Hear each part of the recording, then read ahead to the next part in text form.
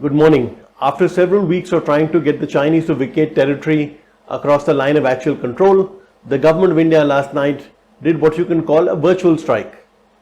Several Chinese apps, 59 of them, including well-known ones such as TikTok, UC Browser, ShareIt, have been banned, citing national security and possibly the stealing of information by these apps. In fact, the Sunday Financial Express had also talked about the possibility or the likelihood that the next action would be on Chinese apps. The Ministry of Electronics and Information Technology, which has spearheaded the move, said that it had received many complaints from people about how these apps were taking consumer information and if this was being abused. So that is why they have moved into action. Some of these decisions, as it happens, have been taken now, but in all probability, given the fears about Chinese apps stealing information of users, this is probably something that should have been done many months ago. In fact, the good thing about the decision that was taken about banning the apps is that unlike mobile phone components or auto components which are coming in from China, which were having difficulty when the customs started inspecting the cargo, unlike some of those components which were actually hitting Indian companies, including the MSME ones which were processing this, the ban on the apps is in that sense pretty costless. It does at the same time, however, impose a cost on these Chinese apps which were hoping to get large amounts of users in India, which in turn would boost their market capitalization. A related story to China is the one that we have on FDI through Singapore. Essentially, the government feels that a lot of Chinese FDI, or possibly a lot of Chinese FDI, could come into India through the Singapore route. So investments that are going to be coming in from Singapore are going to be scrutinized a little bit more than they were in the past. A very worrying corona trend, and this is our big corona story today, is the fact that increased infection levels are now being seen in the suburban areas. So the suburban areas, so which means that whether it's a Delhi or a Mumbai, the infection levels in these places are slowing down, but the infection in the neighboring areas are growing quite dramatically. Cases in Mumbai, just to give you an example, grew at about 2.4% for Unlock 1, which is essentially the period since June 1, whereas for all of Maharashtra, the growth was 3.4%. In the case of Indore, the growth was 1.1%, whereas for Madhya Pradesh as a whole, the average growth in June was about 2.1% per day. Ahmedabad's growth was around 2% versus Gujarat's 2.9%.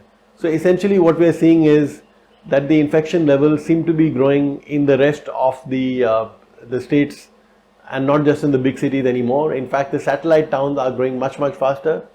Delhi's infections, if you see that graphic, Delhi's infections rose about 5.4 times in Unlock 1, that is from June 1 till the end of the month, whereas in the case of Gurugram, the infections rose 15.5 times.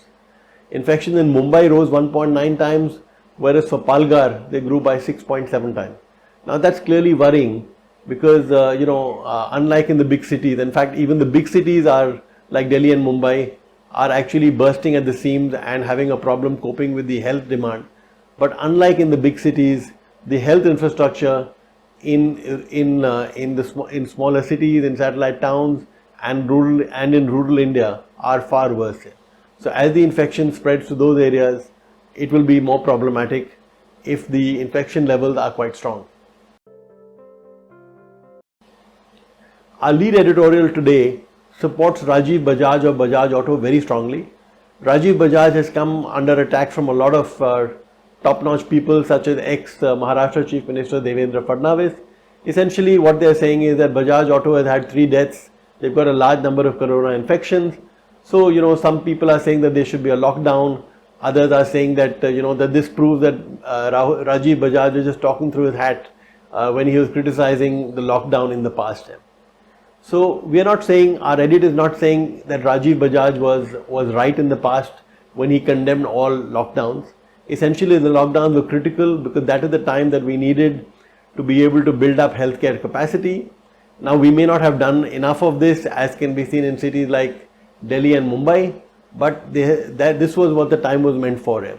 And as Rajiv Bajaj says very rightly, if you have a lockdown, the kind of losses that people will have are not something that the government can ever hope to make up. So essentially this will be like demonetization 2.0. The sufferings will be very, very intense. Our second editorial is about the failure of some of these so-called revolutionary ventilators that have been made in the last few months. You remember that when the pandemic started spreading, people talked about the need for ventilators, and a lot of companies had come out with what they call low-cost revolutionary kind of idea. They said we will produce ventilators which are far, far cheaper than the conventional ventilators. In fact, some of them, like the one that was made by Agwa, was even portable. Yeah. So, but we are finding now that these ventilators have a lot of problems. So it is clearly not possible for the government of India to clear these ventilators before they were made, because I mean they just didn't exist. But certainly before the ventilators were given out to the hospitals, they should have been tested properly. What happened is quite unfortunate. The other big story of the day naturally is the thing of the Karachi Stock Exchange, where I think 11 or 12 people died. In all probability, the suspicion is, or the feeling is, that this has been done by the Balochistan Liberation Army. This is probably the second attack in Karachi, the last one being on the Chinese consulate in 2018. In fact, the stock exchange attack, not only is the stock exchange a prominent part or a prominent sign of Pakistan, 40% of the stock exchange had been sold to a consortium of Chinese companies. So essentially, this is once again a reminder or an attack by the Balochistan Liberation Army. Basically, they are attacking the Chinese because they believe that the Chinese are helping the Pakistanis keep control over Balochistan. In fact, the Chinese are building the Gwadar port, which is also in Balochistan. While news of India contracting, India's GDP contracting, some say it's 5%, some say 6%. While that's pretty that's pretty old hat by now. Analysts at India Ratings have actually done this analysis for various state governments, and some of the numbers are quite alarming. Gujarat, for example, is expected to contract by about 12.4% in FY21. So that's almost 2.5 times the rate at which the overall macroeconomy of the country is expected to contract. And before you go, may I take you back to the Financial Express and ask you to read that lovely story about the Zoom shirt. Goodbye, have a great day. Thank you.